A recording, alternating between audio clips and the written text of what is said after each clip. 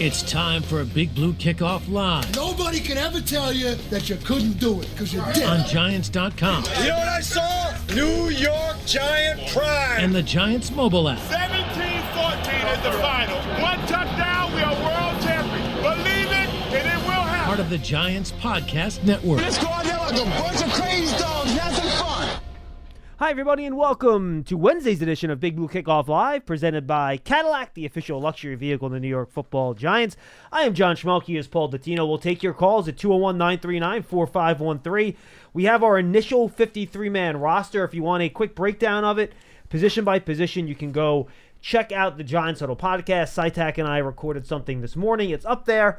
We'll, of course, try to get a lot of reaction from the phones today, again, at 201-939-4513.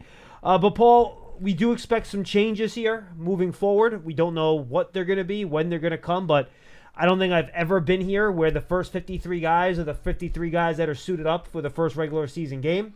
That rarely happens, so I would expect some changes over the next week or so, whether it's, today with waiver claims or a little bit later on, however it ends up going. So this isn't set, but the Giants have put together here, and I can go through some of the particulars in a little bit, a very young roster. Yeah. That they're going to compete with this year. And I guess I'll start by asking you very simply, what were, if any, of the moves for this roster surprises for you? I had a surprise at the linebacker spot. I had a surprise at the offensive line spot. I thought that the Giants would go with 9 linebackers. I thought they would go with 9 offensive linemen. I was surprised Bryce Ford Wheaton beat out Boykin and Allen Robinson, to be honest with you. Yeah, I would have kept Allen Robinson on my 53. Remember, I don't do the prediction business. I will not predict what the Giants' 53 is. I talk about what my 53 would be, because we don't know enough about the injuries and what's going on behind closed doors to make that prediction. Yeah, and we talked about that when Sytak went on Monday. Like, we just didn't know the statuses of, like, Isaiah McKenzie and Gunnar Olszewski. So how are you supposed to predict who's going to be there? All the linebackers that are banged up. Just not knowing the injury part of it makes it difficult. Johnson, Coughlin. Adams. Mm-hmm. These guys were all nicked up in various degrees, and coach would only say, well, they're week to week. Well, I'm sorry, but that means you're giving me a mathematical equation that has pieces missing. I can't add 2 + 2 + X + Y = question mark. I can't do that, and I won't do that. So I make my own 53 for the guys that I would keep, and I had Allen Robinson on my team. Now, that doesn't mean he can't be back here today. He could be, but as of now, he's not. So, and this is, by the way, when teams are scrambling to try to get those practice squads together. Now that the waiver deadline passed at 12, we have not received any word on any waiver claims yet. No, we have not. Now, I won't only say this about Bryce Ford Wheaton. I was a big fan last year, thought he was going to make the 53. He would have been on my 53 about 2.5 to 3 weeks ago, but I thought Allen Robinson got better and better and was more of an impact player as we got to the final cutdown day.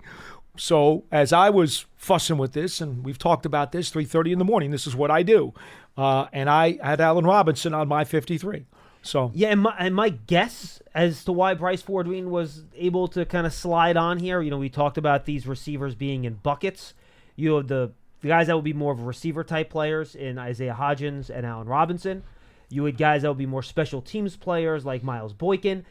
And I think Bryce Ford Wheaton could maybe have more of a potential to dip into both buckets than maybe the other guys, right? He's also younger. That was part two. He's also the younger player, just 24 years old. And if you look at the measurables, 220 pounds, 6'3", ran a sub 4.4 at the combine. So you see there is potential there. So you put all those things into the bucket where he was a very good gunner for the Giants last year. So I imagine if he's active on game days, he could very well play that role again once the season gets going. So I think you put all that together, they decide to go with the guy that, you know what? Bryce Ford Wheaton in week 1 is not going to be a better special teams player than Miles Boykin. He's not. No. But you get to week 5 and 6, maybe he's going to be just as good, and then maybe, he can be a big, to use your terminology, skyscraper-type wide receiver to fit that niche in the wide receiver room. So I think the fact that he's young and can do maybe a little bit of both those things is what made him a little attractive. I'll give you a third reason in addition to the 2 that you have. Third reason is because Bryce Ford Wheaton is so young and does have really good measurables, there may be a better chance he gets claimed on waivers. Allen Robinson and Miles Boykin were both cut and street free agents by the Pittsburgh Steelers. Good point. And nobody brought them in. The Giants did. So you could assume that Bryce Ford Wheaton might be a tad more attractive to somebody else, and that the other two guys, Allen Robinson and Miles Boykin, I would think have legitimate chances to come back to the practice squad. Well, you got a better chance to retain those guys and keep them in the building than maybe Bryce Ford Wheaton. Yeah, it's a good point. Offensive line, I only had 9 on mine as well. In retrospect, I'm kind of kicking myself. I think I did this last year, too, when I had one fewer offensive lineman on than what they ended up putting on the roster. Well, 9's a common number, John. Yeah, but I think they actually kept 10 last year. I didn't go back and look at it, but I'm pretty, now that after it happened this year, I'm like, wait a second, did I make the same mistake 2 years in a row when I was trying to figure this thing out? And I think I did. And look, Paul, with what this team went through last year with the injuries on the offensive line, can you blame them keeping an extra guy there? So now you have primary backups at each one of the positions. You have a couple extra guys on top of that can play multiple spots. A young guy in Kubas who they didn't want to lose in case a team claimed them off of waivers. So to me, they have themselves covered with 2 or 3 backups at each one of the spots here. Just real quick, if Illuminor and Thomas are your starting tackles, you got Neal and Azudu as your backup tackles. You have John Michael Schmitz as your starting center. You have Schlotman as your backup center. Throw in Runyon and Van Roten as guys that can move over and play that spot if you need to. Then at guard, you have your 2 presumptive starters in Runyon and Van Roten. You have Stinney as your primary backup there. Azudu can move inside the tackle if you need him to. You have Kubas as a young guy there. And you're and who knows what they're going to do with Evan Neal, if they're going to try to run him at some guard at some point too. So you have a bunch of guys that can back up multiple spots. So you shouldn't get, unless you're going to have a deal where you lose 4 guys, you're not going to have a come off the street type of scenario like you had last year with Justin Pugh. That makes a lot of sense. My deal with Schlotman was very simple, and you mentioned it just a moment ago. The fact that Van Roten and Runyon could be an emergency center, that gives me 3 guys who can snap the football if I need them to. So do I really need a backup center by trade if I believe that Van Roten, who took quite a bit of center snaps when he got here, and Runyon has the potential to do it? I did not see the necessary need to keep Schlotman as the number 10 offensive lineman. They kept 5 interior defensive linemen. That's how many I thought they were going to keep. I'm sure you did. You have the same 5 there. We agreed on that. That's Lawrence, Chapman, Davidson, Nunez, Roches, and Riley. Linebackers, I was one short 2, and that was at the edge. I'll separate these into groups. So you had the 4 edge guys everyone knew were going to be on the roster. Yeah. With Thibodeau, Burns, Basham, and Ojulari. Then they decided to give Ben Whitley a spot. And you know what? He earned it in the preseason games. He played well. You want to reward that. And he was present on the special teams units in that 3rd preseason game as well. So we'll see. And I'm sure he's one of these guys that's staring at the waiver wire, today and like, come on, I want to stick. But he certainly, with his play in the preseason games, earned his way onto that 53. Yeah, again, the tricky part for me here was not knowing about the injuries to McFadden, to Johnson, to Coughlin. The Giants had all these linebackers nicked up over the course of the last 2 weeks. And Matt Adams, they ended up putting Adams IR designated to return, correct? Yeah, he was a retrievable IR guy. So the unit was really, when we finally looked at it at the end, it was littered with injured guys. And I'm not surprised, like the offensive line, Paul, they decided to pump up the numbers in this unit a little bit, probably to cover themselves because of the injury issues they were having. Well, so that's understandable. But again, without having any realistic knowledge of what the medics were saying about these injured linebackers, to be frank, I was surprised that Johnson, Coughlin, McFadden, and Whitley all made it. I would have thought that at least one of those guys. Now, it would have been between Johnson, Whitley, and maybe Coughlin, maybe. I don't know. Again, he's been out for a couple weeks. Whitley's healthy, though. He's not. Whitley's healthy. Correct. Whitley's healthy. He would have been a bubble player for me, but we discussed this last week. Of the next line of linebackers, he was the guy who was the most productive. Yep, I agree. So yeah, I could see him maybe sneaking on, but with the injured guys, I just didn't know. And Mursal, to be frank, look, this may not be very popular amongst people out there, but to me, he was very, very borderline. I get it. I get it. Special teams, he's probably going to be really good on special teams. But I think I probably, as a 6th-round draft pick, I probably could have snuck him through waivers onto practice squad. Yeah, that would have been borderline. I don't know if he would have made it. And we should mention, by the way, we talked about some of the injured guys. Isaiah McKenzie was just put straight on injured reserve. So he's out for the year. He is on the Giants IR list, and we'll see what happens there. Gunnar Olszewski, who apparently is healthy enough, and he did make that final. That was the other medical issue we talked about last week. We just didn't know which one of those guys were closer. So how can you sit here and say, "Oh, I'm going to make this prediction," when we had no clue medically what was going on with those guys? Then in the defensive back room, Paul, I'm going to put Isaiah Simmons aside as like rover I guy. list him as a linebacker. I don't list him as a DB. However we want to list him, he's there. You have the 4 safeties. They got Javarius Owens on along with the 3 safeties we thought they would keep. Mm-hmm. And then, frankly, the 5 corners that they did not play in the final preseason game were the 5 corners that made the final or the initial 53. Trey Herndon, the only guy that did not play in that final preseason game, he did not make it. I was going back and forth between Herndon and Owens. Like the last day or so, I kept flopping back and forth between the two. I thought they might want a true backup slot guy, which they don't really have here, which is why I thought Trey Herndon, for me, might make it. But he's been okay in camp. I think he's done a fairly good job. He's played a lot of slot. And that was the only question I had in the defensive back. Hit the repeat button. Javarius Owens has been nicked up the last couple of weeks. Another guy. Without knowing what his medical condition was, I did not know if I could keep him. Now, remember, last year I was very high on him. And I pushed him all through the offseason. But then he was rather quiet during the summer. Then he got nicked up, and I'm saying to myself, well, okay, he's probably nicked himself off the 53. And yet somehow he was able to survive. They do not have a true backup slot. You're absolutely right, John. They don't.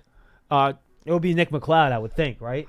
Right now, he's got to be. Right. But he's not a true slot. He can do it. Again, the jack of all trades guy, the Swiss Army knife guy, which is why I don't think they want McLeod to start, because they want to be able to plug him in anywhere at any time without having to shuffle the roster or the lineup.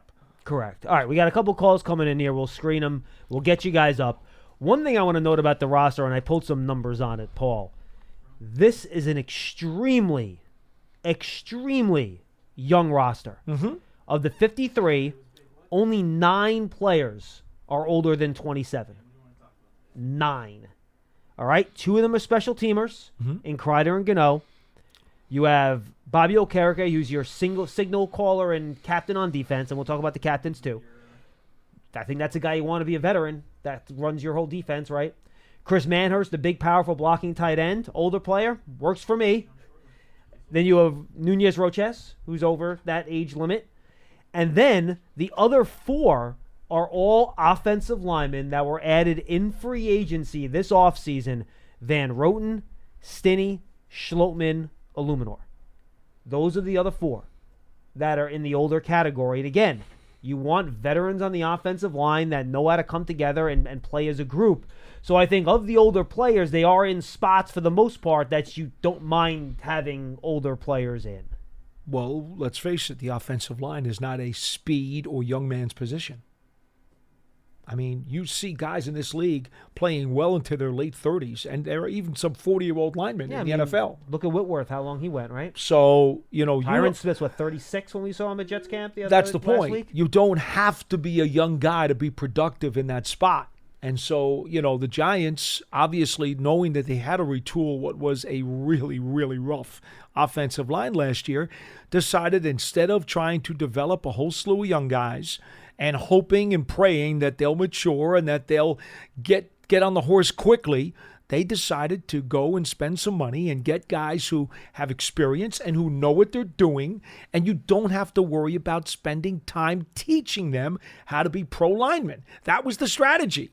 And we'll see if it pays off. I understand it. Now, whether or not it works, well, that doesn't always happen, as we've seen here many a times. All right, so I'm gonna play a little guessing game with you, Paul. Yeah. How many players on this roster are 24 years old or younger? Oh, wow. 24 or younger. Probably as many as 20. 25. Yeah, it doesn't surprise me. How many players have 4 years of experience or fewer? So are ostensibly still on their rookie contracts. Well, that should be about the same number because usually 4 years is going to take you to 25 years old. 32. Okay. It's good. So 7 more players. Those must be 26-year-olds that came to the league at 22, and they have 4 years. That's experience. good. That's good. I mean, it's a very young roster. Because if you believe in this coaching staff, well, you want to not only economically is it better off because you can get guys on the cheaper side, but also you want these guys to be groomed. You want them to be molded like a piece of clay and work together and hopefully get together and become good at the same time. Yeah, the last thing I'll say about the ages here, Paul, is that a lot of these young players are focused in 2 perimeter areas that I think could end up determining how good this season is going to be. The first is at wide receiver. The youngest player on this roster, the only 21-year-old, is Malik Neighbors. Right. When we're at the end of the year, he might be the best player on this roster. He could be. Or at least in the top 5, along with, to say he's going to be better than Dexter Lawrence and Andrew Thomas is probably maybe a bridge too far. Yeah, okay. But he's there at 21. There's only 2 22-year-olds on this team. One of them is Jalen Hyatt. Mm-hmm. Then you have Wandale Robinson, that's 23. Mm-hmm. Very, very young group. And then on defense, what's the biggest question we have on defense? I'm not going to answer you, but hint people, it involves the passing game. It is in the defensive backfield. The other 22-year-old on this roster is Drew Phillips, who's going to be the starting nickel. Yes. 23-year-olds, Deonte Banks, Cordell Flott, who, if you remember, came into the league at 20 years old. Correct. Dane Belton and Tyler Nubin. All 23. Mm-hmm. And then you have the grizzled veterans. Javarius Owens is 24.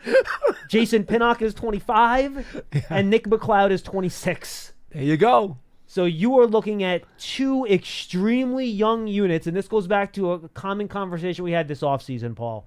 The success of this season is going to be determined by the players that have been drafted over the past 2 or 3 years becoming what the Giants thought they would become when they drafted them.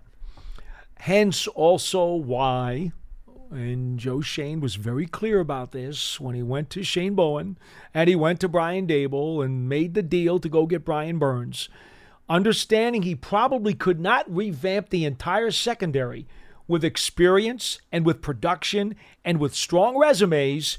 He decided load up on the pass rush because that's the one thing you can do by adding one stud impact player that can have a ripple effect on the secondary.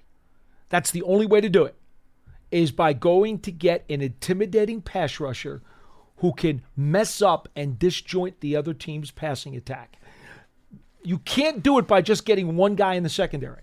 One guy in the secondary, unless it's Deion Sanders, and he can literally shut off half the field, and those guys come along once in a lifetime. Without one of those guys, you can't have that kind of impact with one secondary player, but you can with one pass rusher. Now he better have that impact. Needs to. Has to. Needs to. 100%. All right, let's open up the phones unless you have something else you want to add on the 53. Well, the only thing that I would say, John... the captains we should do too, by the way. Okay, we'll get to that in a second. We discussed this the other day on the show. 3 tight ends, 3 running backs, 3 quarterbacks. We were not surprised in that regard. And, whether or not that changes today, we know there's going to be changes and these numbers are going to get jostled a little bit because I don't think the Giants are going to sub out one position player for another guy at the same position. I don't think that's going to happen. They're going to wind up, when they do some of these machinations with the roster, they're going to have to steal from another position to add a guy. So we know this is all going to change. But for the time being, 3 running backs, 3 tight ends, and 3 quarterbacks. 201-939-4513. Don't forget, folks, free and open to the public, the Giants Fan Fest will take place on Friday, September 6th, presented by Wendy's at MetLife Stadium. With doors opening at 5 p.m., we will celebrate 100 seasons of New York Giants football with a ceremony honoring the top 100 Giants. autographs and panel discussions by Giants legends, historic displays, photos with the Lombardi trophies, and an incredible drone light and fireworks show to end the night. Get your tickets now by visiting Giants.com/fanfest. Then the next morning, you can run or walk with Giants legends like Paul Dottino. The Giants Foundation will host a 5K racing kids run presented by Quest on Saturday, September 7th at 9 a.m. at MetLife Stadium. Net proceeds will benefit the Giants Foundation. All participants will receive a commemorative t-shirt, and after the race, stay for a post-race festival with appearances by the Giants legends and a live DJ.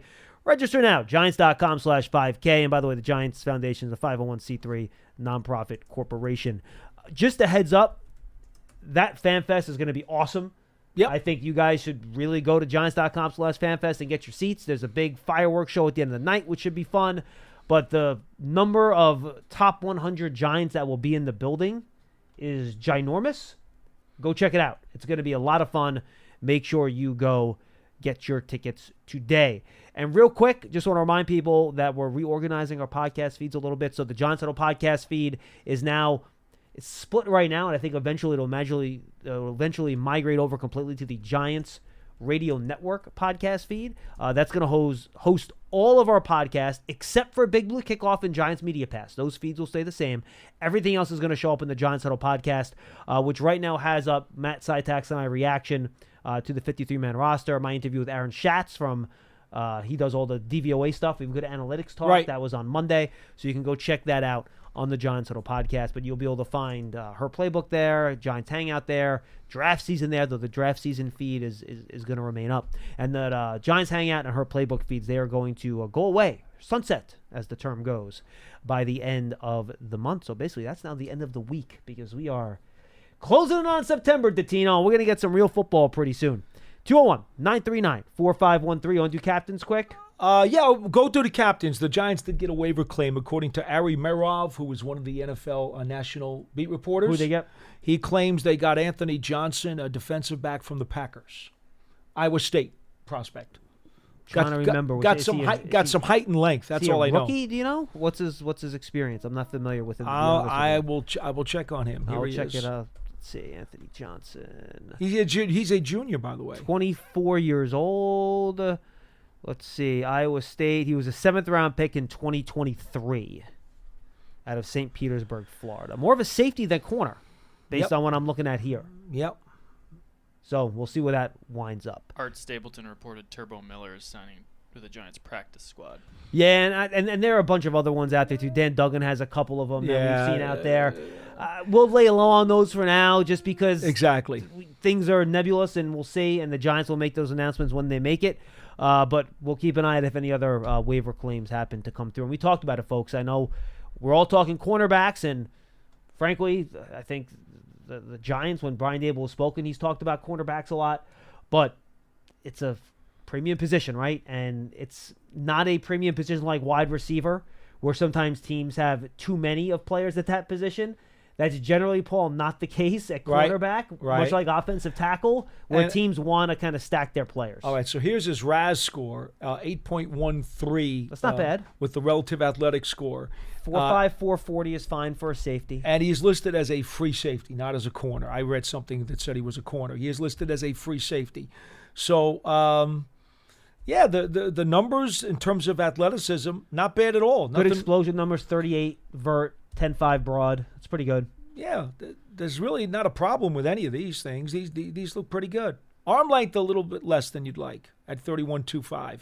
I'd like him to be 32. But the you know shuttle what? and 3 cones aren't the best, but 4.31, 7.07. Anyway, 8.13 is an overall RAS, which is solid. Yep, that is solid. All right, let's get to the phones at 201-939-4513. No captains? Thank you, captains. Again, I keep forgetting about the captains. We're not confirming that claim. Correct. We're not confirming that claim. Ari Meroff, who is one of the national beat guys, has put that out there. Yes, that is reported by Ari Meroff. That is correct. Real quick, cut down the 5 captains this year from 10. Yeah. Based on the way Brian Dable described it, and then Andrew Thomas, I think, described it as well, if I recall. Maybe it was Bobby Okereke. It was one of the two that talked yesterday. Just that's how the voting kind of came out. Where last year, it was kind of spread out more amongst a bunch of guys. It was more focused on a few guys this year. So that's why it came out that Daniel Jones and Andrew Thomas are the captains on offense. Should not surprise people. Casey Kreider is a special teams captain. And then on defense, you have Dexter Lawrence and Bobby Okereke. All guys who I think if you've been around this team at all, you're not surprised. No. You're just not.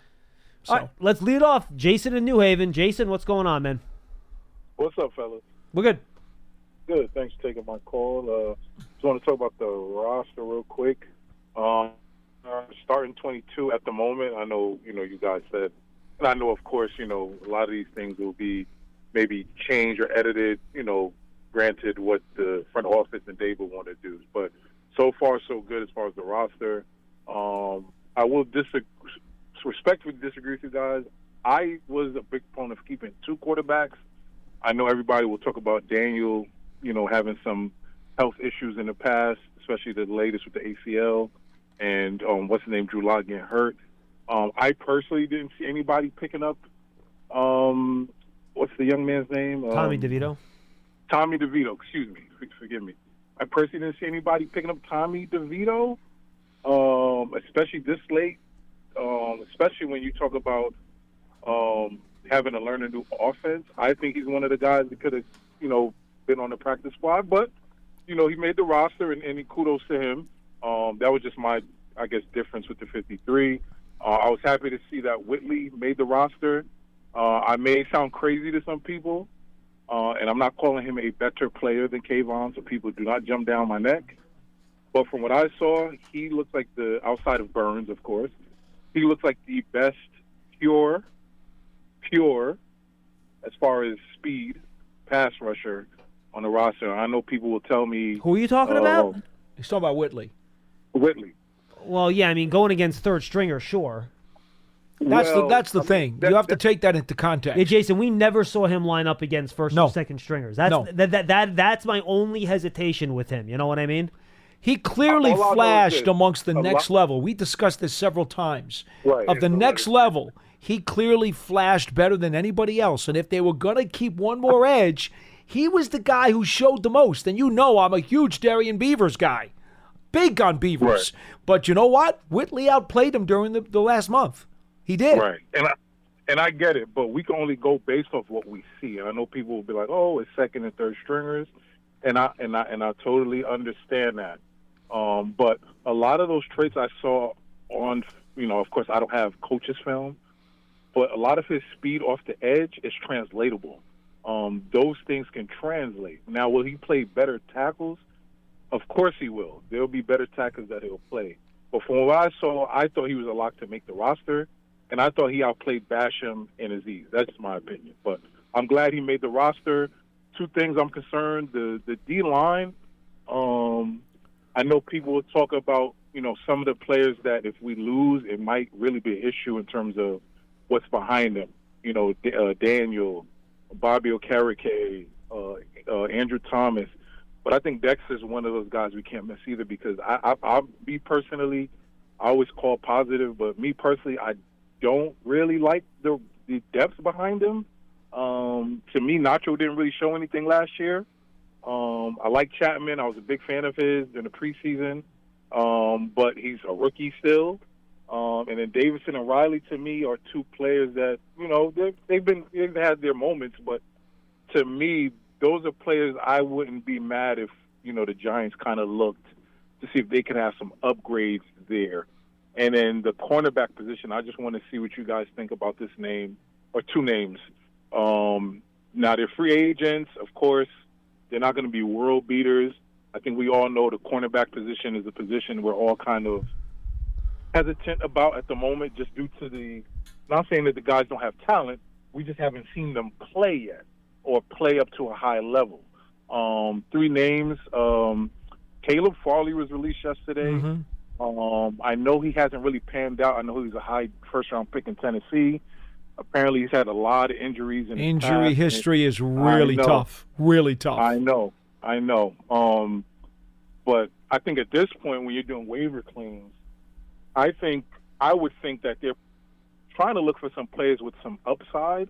And when he came out of Virginia Tech, he was highly thought of as one of the best corners coming out of the draft. Desmond King got released. I know he's more of an inside corner, slot corner, but he's been a very good player for a lot of years.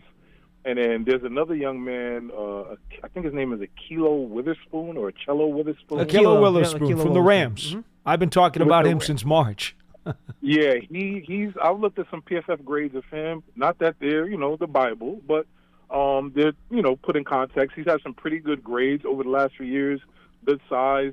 So, like I said, I'm not saying that Joe Shane or Dable should sign any of these guys, but I personally wouldn't be surprised if maybe they took a flyer on, if the medicals check out, of course, if they took a flyer on Farley, 6'2", 6'3", had great college tape, just hasn't panned out, and maybe they take a flyer on Farley. And I want to thank you guys for taking my call. Let me know what you guys think of Farley. Like I said, I'm not saying he's going to be CB2, but it won't hurt to get some depth. And he did play under. I think Bowen was there when they drafted him. Listen up, though. There's a technical aspect to this too. If you take a guy on waivers, you have to take his contract. Okay. Gotcha. Again, from this Ari who put out the list of the waiver claims, the Giants. They made one claim. They got this safety supposedly, reportedly, and that's it. Right. So if they are interested in him and Bowen has good intel on him, maybe they'll wait and see if he clears waivers, and maybe when he's a street free agent, now you can negotiate your own deal. Yeah, and I would say too, Paul, you might want to wait till after week 1 for him, so you don't have to guarantee salary for the season. That's the other part. Right. So there are two very, very sticky paperwork things that could alter the timing of interest. Right. And one more thing, fella, I'll take it off the air. Schlottman.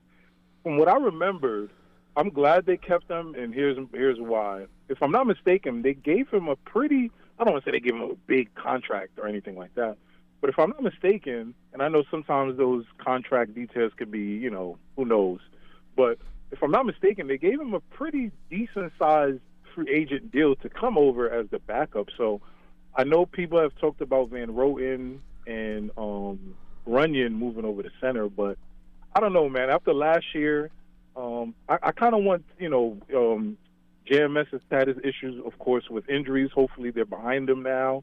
Hopefully he's 100% for the rest of not even 100%. Hopefully he's just healthy enough to get through the season.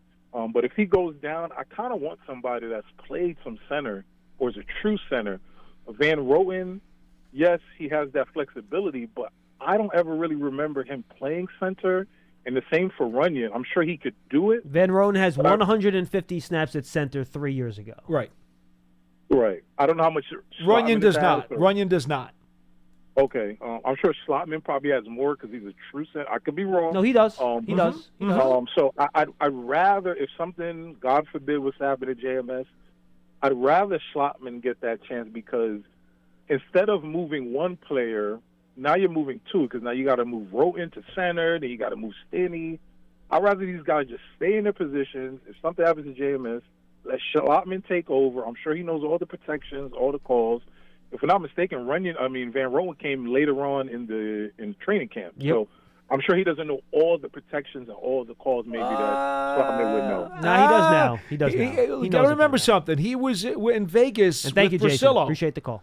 He's with Vegas with Brasillo. He probably knows all the offensive line calls. Everything Brasillo's calling here, Van Roten knows. Yeah, I agree. Schlottman would be the one who actually has to learn the new stuff because he came from Minnesota. Yeah, he was here in the spring, though. So. He was here in the spring, but he still has less experience in the system with Brasillo than Van Roten does.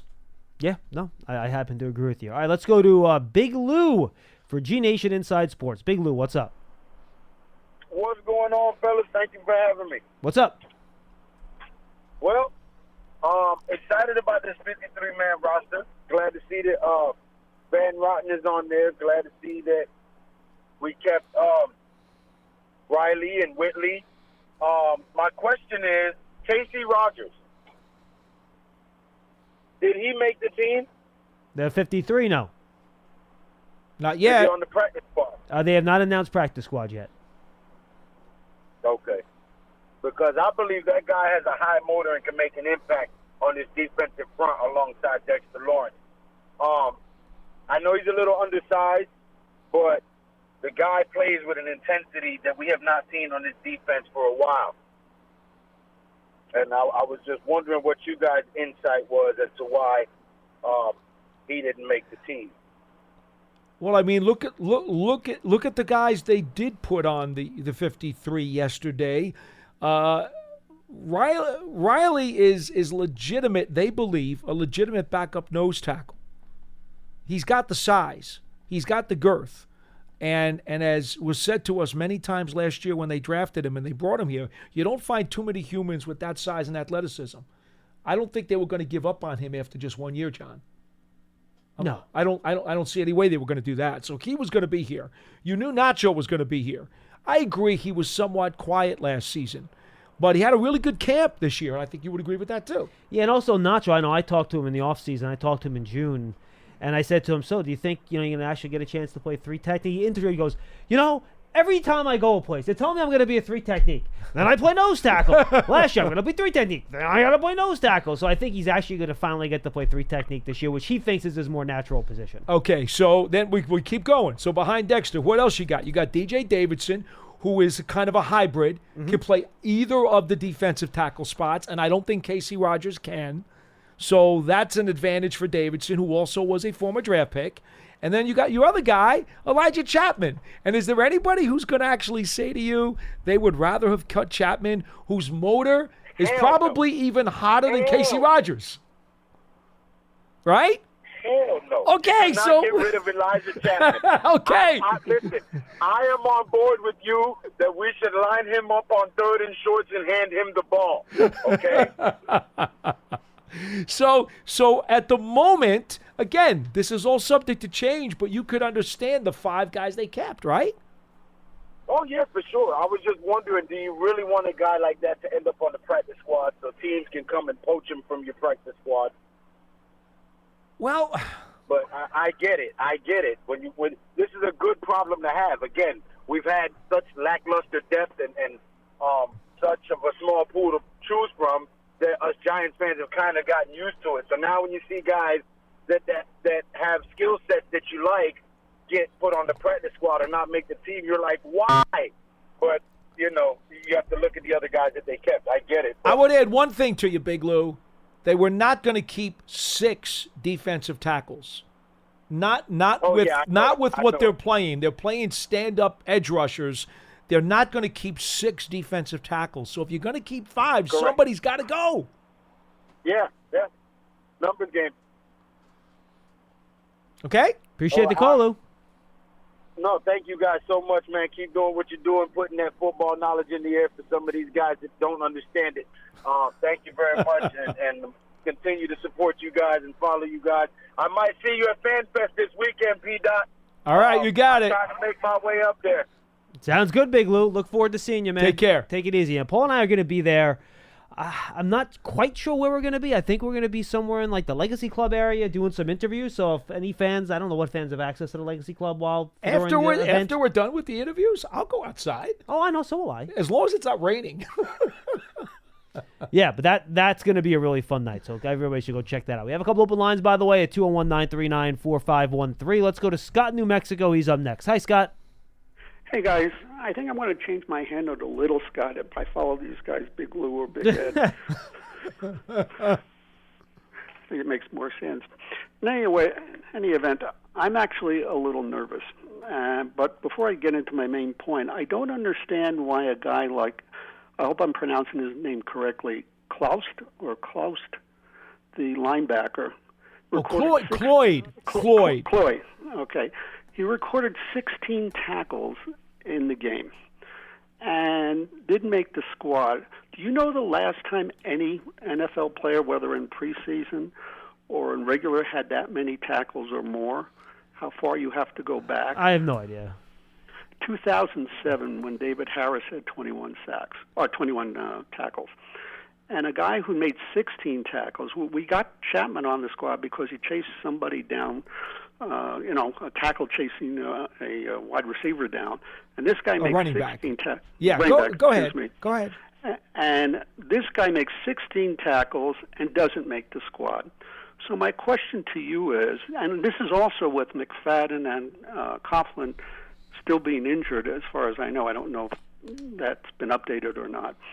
But you have a guy who does that, and yet he doesn't make the squad, which to me is ridiculous. And maybe you can give me some insight as to why a guy who does that doesn't make the squad. And if it's basically the decisions are already made in training camp, then why have preseason at all? Scott, let John hit the repeat button on what he said about 5 minutes ago. Third stringers. Okay. It's one thing, Scott, to do it against starters. There's another thing to do it against other teams' backups and third stringers, which is what KJ Cloyd did. Also, KJ Cloyd, do you know how many special team snaps you played in that final preseason game? Probably not. 0. Bingo. And if you're a linebacker and you can't play special teams, guess what? You're not making the back end of the linebacker roster. So those are the main reasons. I also happen to think tackle stats are nonsense. I just don't think they're that important. Where'd those tackles happen? Is he making those tackles 7 yards down the field? Well, then, frankly, I don't care about the tackle, but you shouldn't be making tackles 7 yards down the field on a run play. So put all those things together, with that type of production and his motor, I would not be surprised him, being a guy that they could add to the practice squad. But, if you're going to play linebacker, you need to be a special teams guy. And again, he did not play a special team snap. I think he only played 4 special team snaps in the second preseason game. So that's a situation where don't take too much out of tackle stats in a preseason game when the other team's not playing any of their players. Scott, to reinforce the point, the Giants Sure. have 10 linebackers right now this morning on this roster. Okay. 6 of them play specials. Basham, Coughlin, Johnson, Muasau, Whitley, and McFadden. They all play specials.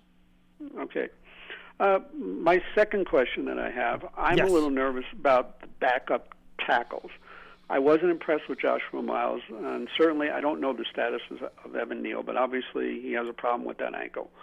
I don't know if they had the MRIs yet on him and Schmidt yet. I assume they probably did. I don't know if they. Yeah, I don't think Brian Dable was asked about those guys yesterday, right? We'll find out more today, I'm sure. Yeah. We didn't get that yesterday. Yeah, the media was so obsessed with asking about the roster, they forgot to ask about the 2 guys that had imaging done on Sunday. But my query to you guys is this. Do you feel comfortable after watching the performances of who your swing tackle is going to be? I wasn't impressed with Joshua Miles, as I said. Evan Neal, I still don't know what the problem is. He should be playing better than he is. So the question to me is, who, in your opinion, right now, as you look at the 53-man roster, who's your backup tackle? John Runyon's still a little banged up, so I'm assuming by game day he'll be okay. So you should have your line intact, as you illuminated last week about Thomas and then Illuminor and then Radin and who's the other guys that are going to be Schmidt, of course, and Runyon. But if any one of those guys get hurt, and offensive linemen are going to get hurt, it's going to happen. Who's that swing tackle that you think right now is the guy who's won the job? Because I have no confidence in what I looked at in regards to the swing tackles. Well, what I would say, Scott, I think if Andrew Thomas goes down, you would have Illuminor move to left tackle, and you would have Evan Neal slide in a right tackle. That would be my guess. Mm-hmm. If you had a guard, if you had just Illuminor go down, I'm pretty sure you would have Evan Neal slide in a right tackle. If a guard goes down, Aaron Stinney would be the first guy off the bench, and I think if John Michael Schmitz goes down, Schlotman would be the first guy up off the bench. That would be my guess. Yep. Okay. I'll close with this. One of the things that I found kind of interesting, I listened to the Warren Sharp interview, which I thought was great because I learned a lot.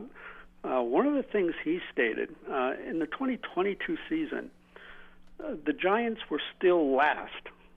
And that was the year they made the playoff. Were still last in scoring points in the first quarter. And they were obviously last in 2023. If you remember right, Scott, they had a bunch of comeback wins in 2022. They had to come back and win a lot of those games. Mm-hmm. Right. So the most important thing right now is for them to score points. With the offensive line the way it is, and also, as Paul, you already know, I'm a big believer in stopping the run and being able to run, which goes back to my Vince Lombardi days. Because that's what he stressed on how you win championships. Even though you're going to pass probably 60% or 65% of the time in the modern NFL. Do they have the running backs now, as you see it, that can do it? I think they have the ability with the players to stop the run, but can they run the football? And I'll leave it at that, and I'll take your answer. Well, Scott, real quick. Guys. Scott, real quick before you go. When you say can they run the ball, can you be can you give me a threshold you're talking about here? at least gain at least 100 to 120 yards a game. All right, that's a good question. Let me see. And Scott, appreciate the call. Let me take a look at where that would rank you. We're talking in the team standings total, last or we're year. talking about one guy? I think as a unit, he's talking about. Can you rush for 100 to 120 yards per I think game? they can. I think they can rush for over 100 yards a game. You'd love to rush for 120 to 130 a game. That's what you'd love to do. I'm not sure that they'll necessarily do that because I think they're also going to be more of a pass-oriented team. We've discussed this, John. Game plan-wise, I think Dable's going to use a lot of short passing game looking for yak yardage more than he's necessarily going to lean on the run game. All right, so last year, in terms of rushing yards per game for a team, the league leader in rushing yards per game were the Ravens. They were at 156, all right? So obviously that's the high end of it. That was number one in the league. You go down the list and you get to 1, 2, 3, 4, 5, 6, 7, 8, 9, 10, 11, 12, 13, 14. So the Giants were actually right in the middle of the league last year. I think I did a quick math here. I think they're 17th, and they finished with 110 yards per game. If you get under 100, you're in the bottom. Not good at 1, all. 2, 3, 4, 5, 6, 7, 8, 9, 10. You're in the bottom quartile or so of the league. Yeah, you do definitely not want to do I don't that. think the Giants will be down that far. Now, I'm frankly more interested in where you rank in, EPA per run or DVOA running game, because that defines efficiency. And Warren Sharp, or was it Aaron Schatz, I think, that talked about this on our interview on the Huddle on Monday, Pearson, where the most important part of the run game is how well you do on short yardage, right? Can you punch the ball in the red zone? Or in the goal to go? Can you gain 3rd and 2s and 3rd and 1s on the ground? That's where you're going to get your most EPA or DVOA. Yeah, that was Aaron Schatz. That was Schatz, right? Out of your run game. So I want to see this team be efficient running the ball. Can you get 4 or 5 yards per carry? Can you convert those 3rd and shorts? Can you run the ball in when you're in the red zone? Mm-hmm. Can Daniel Jones be a big part of the run game again, like in 2022, where the run game plays off itself with read option and things like that? That's what I'm more interested in than looking at like the total amount of yards, Paul. Does the running game help you situationally? I think that's the most important thing. I call it the efficient running game, which is what the Giants had near the end of the 2011 season. It was a horrible running team all year long. And then in the last month of the season, they started to become efficient. And they were able to run the ball, move the chains, run in the red zone when they needed to. And they took that into the postseason. It's about an efficient run game. You want to call situational, that's fine. No, same difference. It's a synonym. Well, look, It's a synonym. an EPA per run in DVOA measures running efficiency. That's what those numbers measure. So, but in general, you want to be able to run the ball for at least 110 yards a game. And if you can do 120 to 130, that's a great number, but that also depends on the style of offense you're going to play. Yeah. And we know the Giants are going to throw the ball more. And Devin Singletary, Paul, is to me, steady. He's above replacement level running back. He is I agree with that. Good, solid, middle of the road NFL starter. And the only reason the Giants might even touch any of those numbers is because Jones does run himself too. Right. Okay? Correct. Now, official notification from the NFL. Oh, on waivers. It is out. Okay, what do you Anthony Johnson is the Giants' only claim that they were awarded. I don't know if they claimed any others, but he was the claim that was awarded. They did not lose anybody to waiver claims to any other team. There were 3 offensive tackles that got claimed off of waivers, just to give you an idea of how thin that market is. How about corner? Corner, well, the guy says they just list say them as DBs. That doesn't help me. That's not helpful at all. That doesn't help me. But I know Scott's worried about the thinness at the tackle spot. Well, it's thin around the league. You got Zachary Thomas was claimed by New England from the Rams.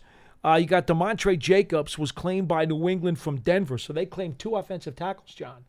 That tells you how thin the Patriots are at offensive line. Well, and look, and that's one of the reasons, not to get off topic, but that's why I can't start. I love Drake May. You can't put him behind that offensive line or in the air. The poor kids are getting murdered. He needs insurance. Yeah. I hope Blue Cross is, well, I don't want to name it. I'm sorry. I take it back. MetLife. Yes, MetLife. Thank you so much, John. Jarrett Kingston was claimed by Carolina from San Francisco. 3 offensive tackles got claimed on waivers. And honestly, do any of those guys move the needle for you offhand? Not that I know of. No, me neither. All right, real quick, folks, want to do a little business here before we get to Paul in Miami. And Paul, you're up next. Giant fans, take your fan to the next level with a season ticket membership. Stay connected to the club all year round, not just on game days. Memberships are now available for the 2024 season. To learn more about all the exclusive member benefits, visit Giants.com/tickets. Limited inventory is available.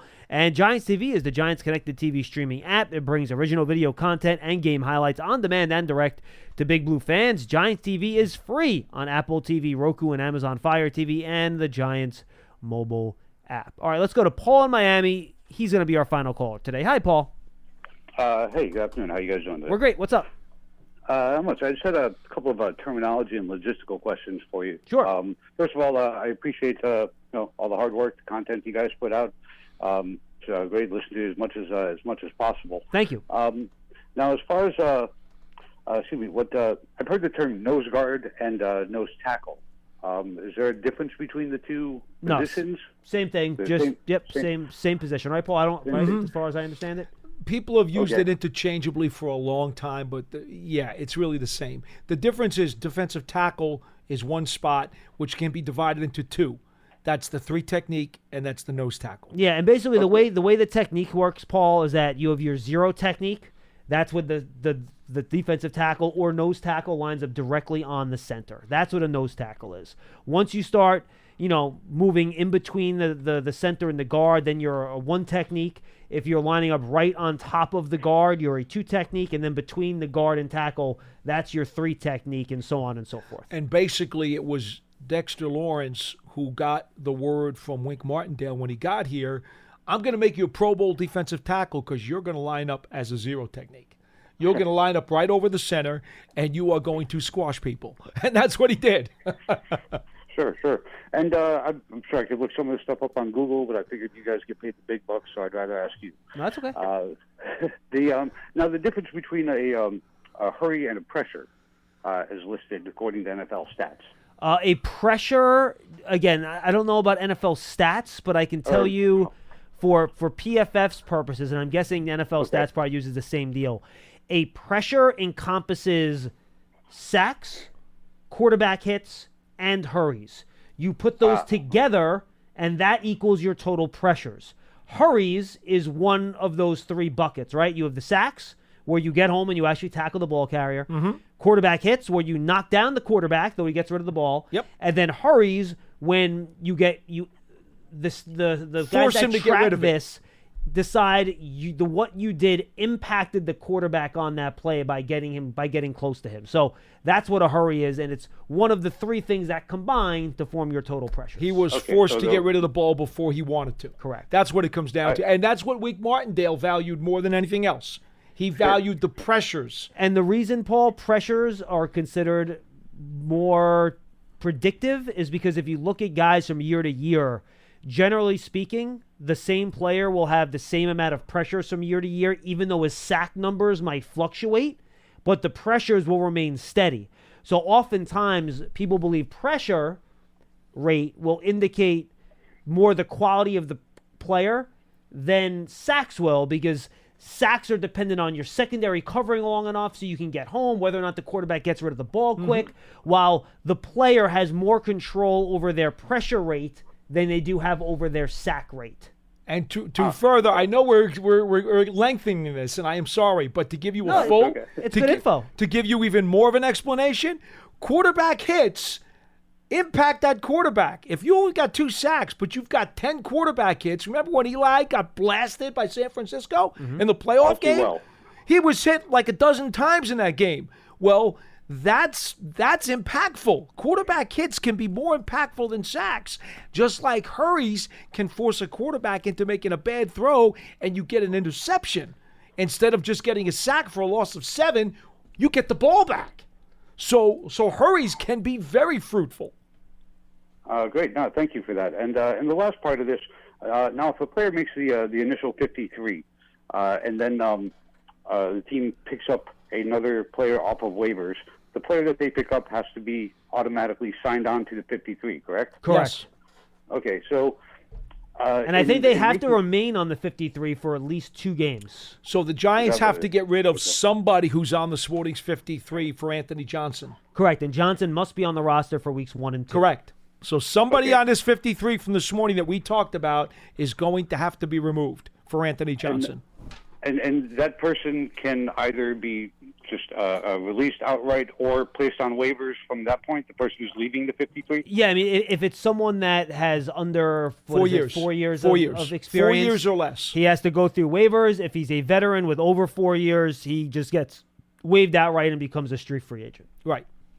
All right. No, thank you, because I was wondering if an NFL team would possibly, for example, send a guy to waivers initially before the 53, but keep a guy who they like less in order to make room for somebody they're expecting to pick up, if the way I'm stating it makes sense, to have a better chance of keeping both players. There are gambles that you will make, like we said before, like Bryce Ford Wheaton, right? It's under 4 years. Under 4 years has to be waived. 4 years or more has to be cut. So here's the problem. If, like what you're saying, would you necessarily get rid of some other guy because maybe you think he's not going to get taken? You could. I mean, that could be one of the reasons why Bryce Ford Wheaton was kept, because they were afraid he would get scapped up, and they don't think that Boykin and Robinson will. You make some of those decisions sometimes based on the fear that someone else will grab your guy. Okay. All right, great. Thank you guys for the explanation. Tremendous, and let's hope the season will go good enough to keep me in a good mood, at least till the Knicks start up.